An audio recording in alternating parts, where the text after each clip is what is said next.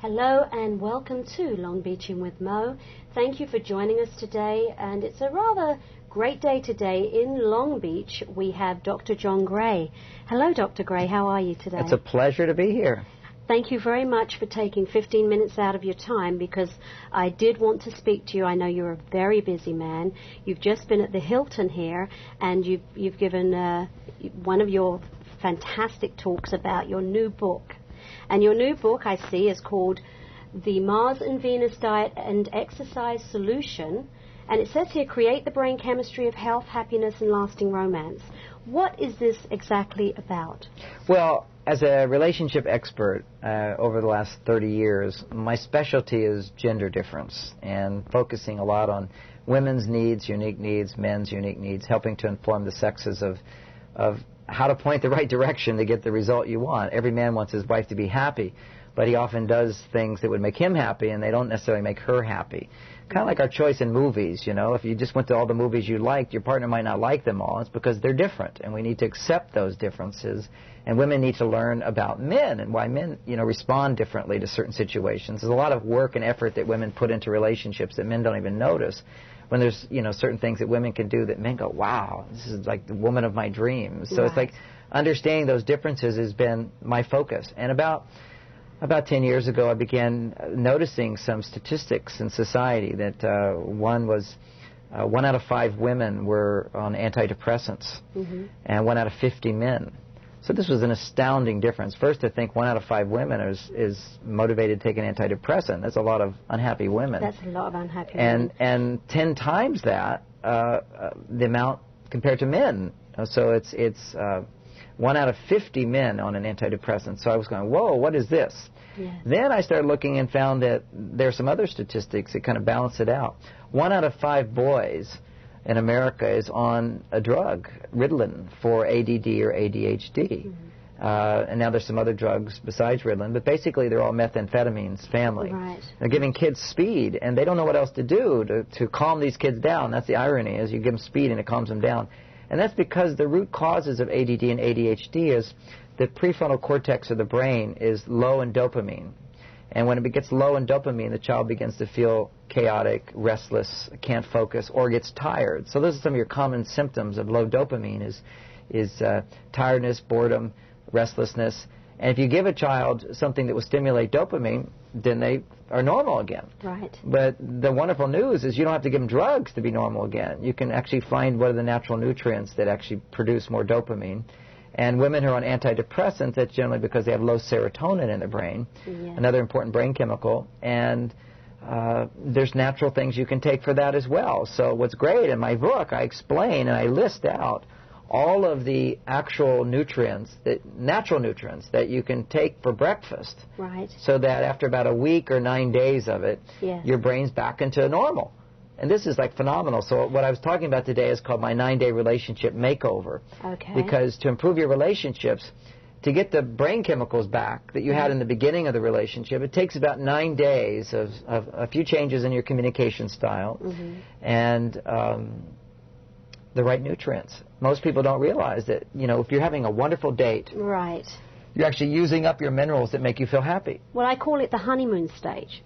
That's it. See, and when you're in the honeymoon stage, which usually lasts, I think, throughout, it can last, what, sometimes a lifetime, like it's lasted with my parents personally, but sometimes it can only last 3 months or a year or 2 years. 3 years tends to be the mark-off for most people. Really? And even for your parents, I would say one of the reasons in previous generations they sort of they maintained the honeymoon stage is they had different expectations. Right. You know, people today, younger people my age, I mean, I'm in my 50s, but we have totally different expectations than our parents' generation. Yes. And what happens is our expectations are more around passion and romance. We want that to last. Now, if you don't have such big expectations, then you don't have big disappointments, then whatever passion and romance you have, you can keep. Yes. But today we're wanting so much more. And we get much more right in the beginning of relationships, but then it goes away. But do you think also that TV, a lot of people watch TV and say, we have this expectancy on what a relationship has to be like? Yeah, it's very unrealistic, but it's also very real. I mean, that's the other side of it. When I see a couple falling in love on TV, yes. I resonate with that, and although that's very unreal, a part of me is feeling those feelings and going, wow, these are real feelings. Right. I want to have these real feelings in my marriage. Yes. And if I don't have them, then I feel disappointed.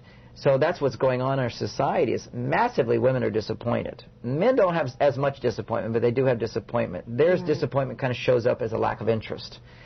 They just become less interested in it. Whereas women actually feel the disappointment, and they feel hurt by it, they feel betrayed by it, they've given and given, they haven't gotten back, and what happened, everything changed, he changed. This whole range occurs, and part of why that happens is, as we've covered, unrealistic expectations. Yes. But also, I don't really feel those expectations are so unrealistic. It's just unrealistic to think that people can have that without changing their skills. Yes. If you change your skills in relating, you'll have better relationships. And I helped lots of people do this, but then I'd find that their problems would come back. And I went, what is this? And then I began doing the research on geniuses, because being in love is equal to a genius state. I mean, in terms of as being able to write a book, it takes genius abilities. You have to be able to, all this creativity comes out. And plus that has to do with endorphins. Absolutely. It has to do with all kinds of brain chemicals that get produced when you're in a peak performance state. Right. And I'm a peak performer. You know, when I write a book, I'd go for 19 hours straight. Really? Yeah, no mistakes. I mean, I go for it. I've written 16 books, and I know the peak state. Now, can I stay in the peak state for long? It stops. I finish a book, and I crash down. Yes. Well, falling in love is also a peak state. It's just an emotional side of things, but it's still a peak state. In any peak performance state we get into, and I would say that whenever anybody really loves their work, they're in a peak state at that time. Right. When you're in a peak performance state, it's like having a supercar that can perform really well. You need high-octane gas for that car. Yes. And if you don't get the right gas, then you use it up very quickly. Right. And this is what's happening to our children with all these ADD and our kids with depression, all these emotional problems. These kids are so talented and so gifted, and those talents are coming up. And when they use those talents, they literally use up the minerals in their brain. Yeah. And without enough minerals in the brain, they'll go high and they crash low. They go high and they crash low. And this isn't new. This has been around for a long time. It's just we have so many people wanting to be in love and so many people who really are finding their inner genius. Right. Then they have emotional problems, just like Beethoven. Just like Beethoven. He would go high. Or Mozart. We'll go Mozart. Everybody knows Mozart. He would go really high, conducts a whole symphony, writes it down as a kid, and then he gets depressed. Right. And then later becomes an alcoholic. And he'd go crash down, he'd medicate himself with alcohol, then he'd go back up into an altered state of clarity and peak performance until he uses up the minerals. Right. Literally, the brain requires certain minerals in order to produce certain brain chemicals called dopamine and serotonin. Yeah. And when you produce a lot of dopamine and serotonin, then you become deficient in those minerals. You also become deficient in the fats that are required to produce dopamine and serotonin. Yes. Fats that today are no longer available. It used to be your chickens and your turkeys and your cow meat and your milk, all these kinds of natural animal products that people were eating for a long time. Now, because they feed the animals different food, what comes out of the animals is different. Their meat is actually different. They no longer have the omega-3 essential fatty acids. Okay. And the omega-3 essential fatty acids, which used to be there, aren't there today, are required to produce certain brain chemicals. And without those omega-3, you can't produce as many brain chemicals. And if you're in your genius state or you're in your in-love state, you'll run out of it. So couples fall in love and they crash out of it.